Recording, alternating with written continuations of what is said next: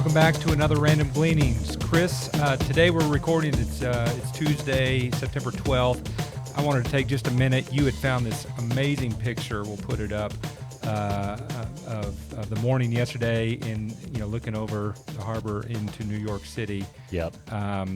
Just a day of remembrance, there's no question. I remember where I was. I was actually working at a Kmart warehouse and was in the lunchroom when the first plane went into the building and set me on a course actually for a great number of improvements in my life. So terrible, terrible day. And so we just want to say, our remembrance to those families and the lives affected. Yes, indeed. I know you enlisted in the Army after that, so thank you for your service. Thanks.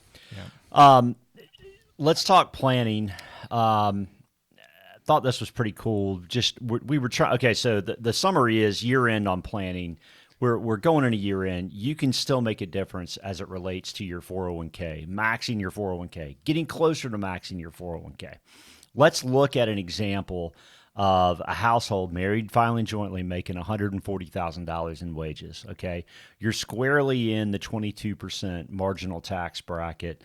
And what we're going to do is set about a course of getting you down a tax bracket here. Right. Yep. So we ran some numbers, and obviously, saving the max is a stretch for some people. I ran the numbers on it at $140,000. Saving $22,500 is a 16% savings rate. So that's actually below what our recommended 20%. Presumably, you'd get a match, and so you'd probably be up there. But if you save that $22,500 on $140,000 household income, you bring your adjusted gross income down to $117,500. Yep. Which is a good step toward where you want to go, right? That's right. But wait, there's more. So now you're at $117,500 adjusted gross. You're probably going to take a standard deduction in this country at this point. Pretty high. Could say a lot on that topic, but I mean, the married filing jointly standard deduction is $27,700. So if you take that off of an AGI of 117, you're now at taxable income of $89,800, which is basically $300 north of 12%. So in this country, we're on a progressive tax system, which means on $89,500 of your taxable income, you're going to pay 12%. And we'll find a way to get the other $300 down from 22%. But what we just did was save how much in taxes?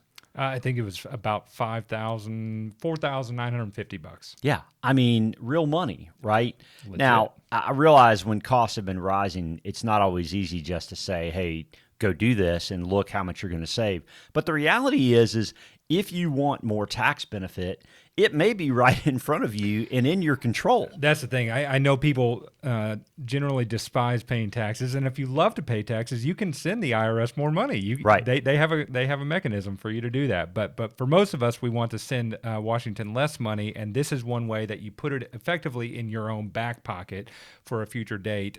Sounds like nearly 5,000 ways. I mean, that's right. So I wanted to throw this up. This is a sheet that we've put together, and we'll continue to do it each year as the numbers update. But if you wanted a copy of this, just hit us up on email, and we can send you a copy of this. Yep, good planning graphic, no question. Yep. Okay, let's turn to housing. I think this is fascinating. Next chart, the average rate, so this was from Unusual Whales, and this is from yesterday. The average rate on a 30-year fixed mortgage pulled back to 7 1/8 this week, down from about 7.2 a week prior. This is the first time since April of 2002 that rates have exceeded 7% on mortgages for 4 straight weeks. Yeah, that's tough.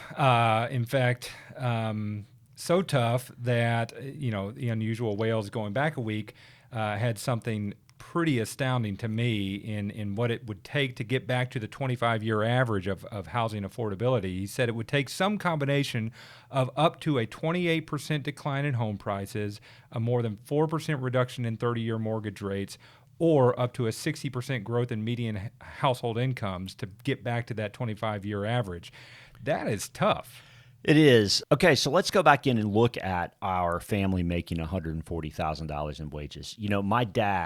I remember my dad had to move across country to advance his career. I was already out of college at this point, but I mean, he had job offers in Mississippi, had job offers up in Virginia, and spent a number of years up in Virginia before coming back to the upstate.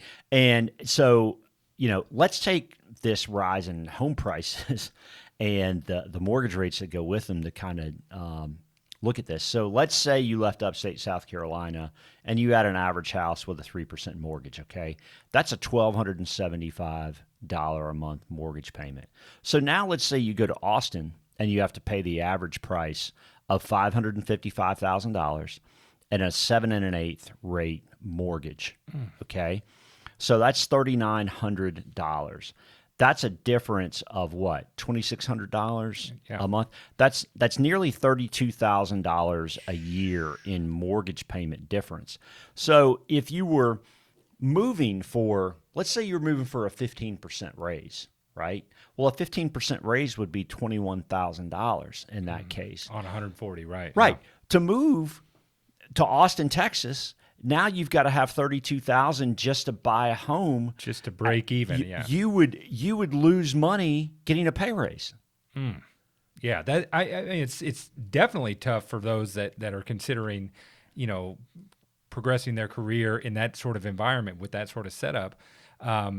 It puts a strain on presumably businesses that want to attract talent to a more expensive area. I mean, they're not going to be able to give a 15% raise and get somebody to move. Right. They're going to have to give somebody 30 to 40% just to make it worth their time. Absolutely. Ugh. It's tough. Okay, next topic. Also a bit challenging.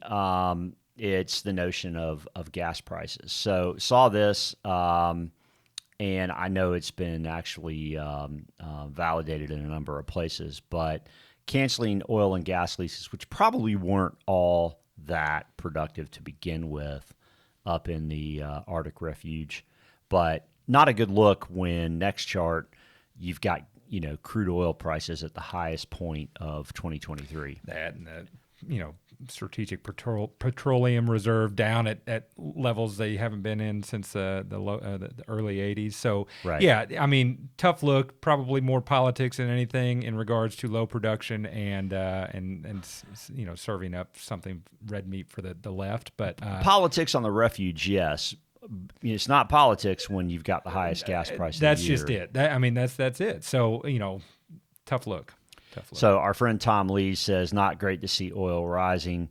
Uncomfortable because it means higher gasoline, and everyone feels that. But the reality is oil is structurally undersupplied. So higher oil is the reality the next few years. And then he basically says that's good for energy stocks, and that the Ukraine-Russia war eventually ending, may take down the premium on oil, but just a bit, not materially. Yeah. Again, I think most all of us are going to be in favor of a clean earth, but we've talked about this probably more than a year ago in regards to the difficulty of transitioning to a new technology and just completely decimating the old technology. Right. And I think that's part of what has created this imbalance, and Tom Lee speaks to it. So as an investor, it's not a bad place. Yeah, don't look now. Exxon is broken out of its overhead resistance and started to act pretty well, which is notable because Exxon happens to be one of the two largest holdings in XLE, which is the energy ETF. So you would expect if the largest holdings break out that eventually you'd see XLE follow. We'll see, but energy is up. In full disclosure, we certainly own an overweight of energy relative to the index. So all right, you've been watching something. Tell me about it. Yeah, man. We talk about retirement and preparing for that. This gentleman, I can't remember his name, but he's gone on a quest to explore blue zones, areas where people have a higher propensity of living to 100 or more. Wow. And it has been really fascinating. It's diet and its activity and kind of community and everything else that he finds in these various places.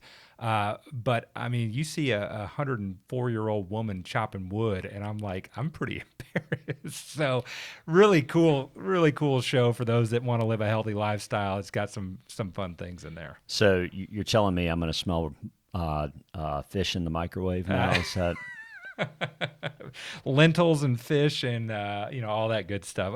But there's carbs, man. There's a lot of sourdough bread in some of these areas. So, interesting? yeah, it's been good. It's been good. You watching anything? Nah, it's the same stuff. Yeah. But we're starting to run out of Billions in winning time. Yeah, winning time's got about 6. I can tell they're trying to wrap it up. I'm bummed. I get so bummed at these good shows ending. It stinks. Well, your Tiger loss is Band-Aid, so at least for now.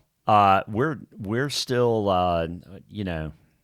not down but not out. There you go. We'll see what happens. There you go. Hey, thanks for watching. As always, we're grateful to you. Please do click the subscribe button, and if you want to be notified when we post, please also click the bell. Feel free to share this with friends and family, and we're grateful to you as always. Talk to you soon.